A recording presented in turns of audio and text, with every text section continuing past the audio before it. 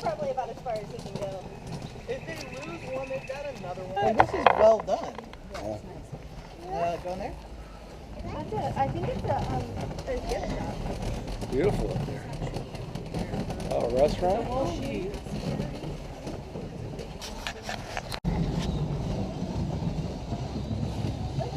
Weird looking bird. Look at him. Like, look at this guy. It's like a dinosaur. Very good shop. What is that, Bubby? Is it a birdie? That's a pretty birdie, huh? Fun. Achoo. Look at him.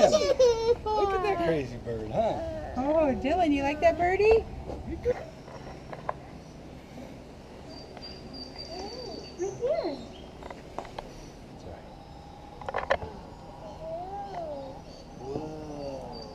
The elusive Jonathan Jensen. We're in the wild. Ooh. You see it? Man, look at his wings. It's coming up. It's going to take a bath. We got 45. Thinking he's all special up there.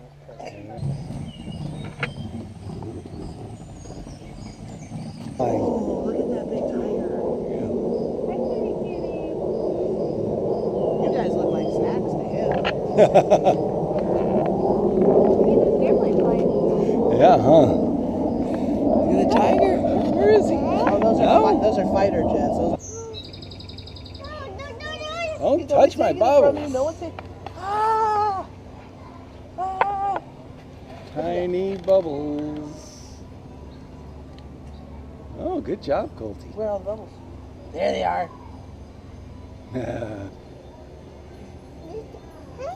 Hey, you want to do it? Let's see. The switch on the back. Here. Got it? Look at that. That's a lot of bubbles.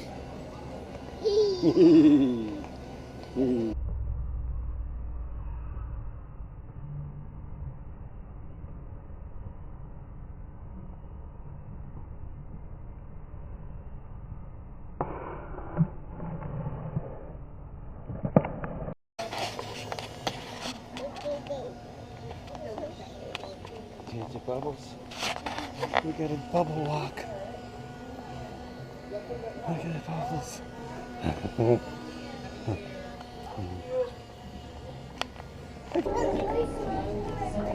Come on.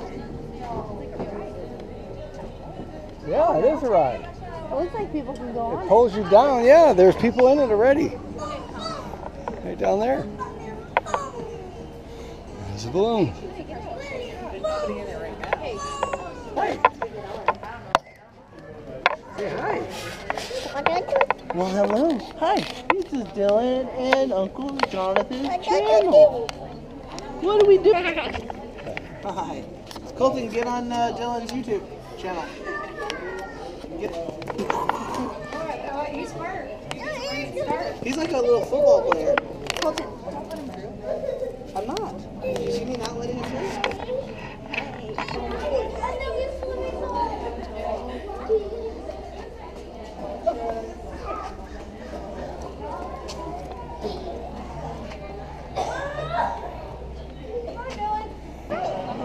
Hey. Say hi. Look at him.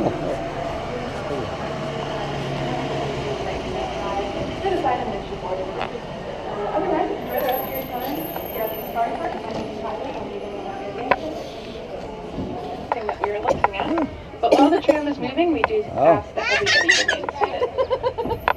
So we'll be returning back to this way at the end of the tram tour, so we'll have an opportunity to see these common giraffe again. Right now, we're going to be heading on out towards the South African habitat, which is the largest habitat here at the safari park. And we'll be taking a look at some adaptations to these animals. If you're not sure what an adaptation is, I'll give you a bit of a definition.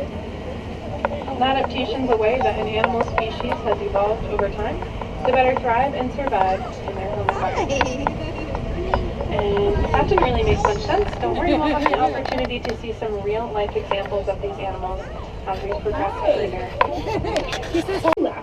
Now the dewlap is an outer extremity of the eland's body, meaning that it is the part of the body that is closest to the outside. For us, that would be fingers and toes. And that dewlap ears. They all have these floppy ears that they will flick back and forth to kind of simulate a cool breeze. That will cool down their blood 800 to a nature preserve for all of the natural plants and animals that call this area of the country their home. We're passing by another herd of Ugandan kob, another group of 4, 1 male, 3 females. They just keep them in separate habitats. You'll be able to see them. We'll take a look. Nice little look at them. Types of these animals as we progress further to transport today. Everybody. He's my little social butterfly. The first time I've ever heard you hi to someone. Oh, I didn't mean it that way. I'm sorry. I didn't mean it that way.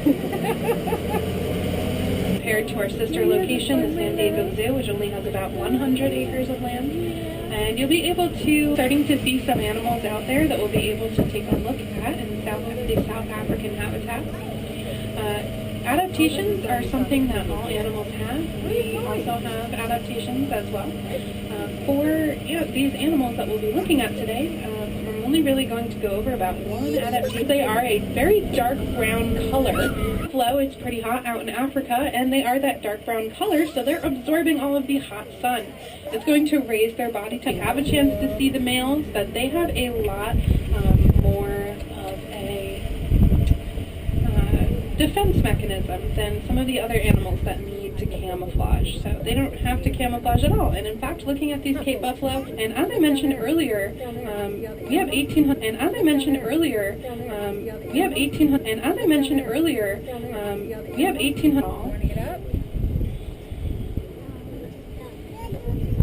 But yeah, we have a lot of room for all of the native plants and animals of this part of the country. So if you look up the passenger side, that's part of that untouched land garden, or if you can see the potted plant outside. Plant some native milkweed that'll not only bring monarch butterflies to your area, but also helps to diversify the ecosystem. We're going to be approaching some Maasai giraffe. The Maasai giraffe are doing some of the leaves off of that tree right there.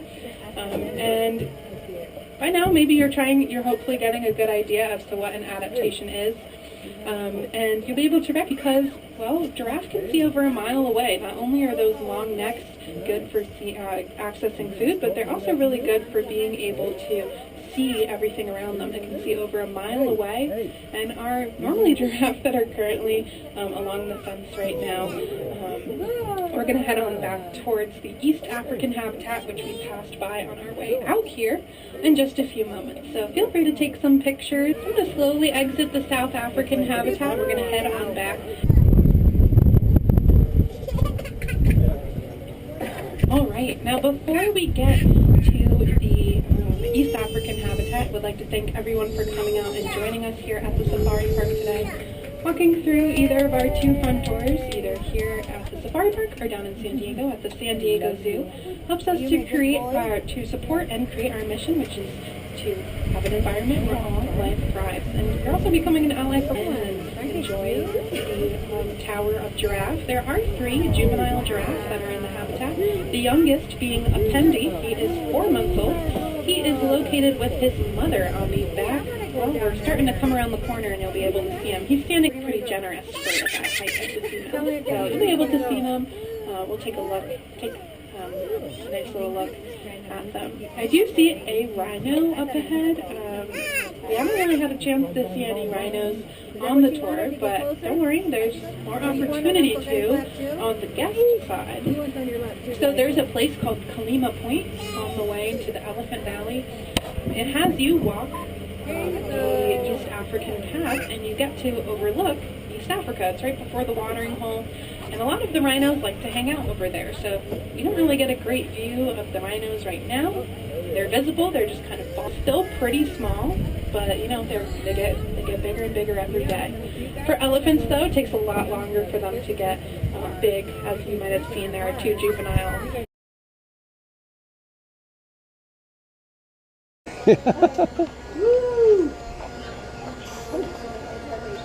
Woo! Isn't it cool? Shine it up, point it way out there.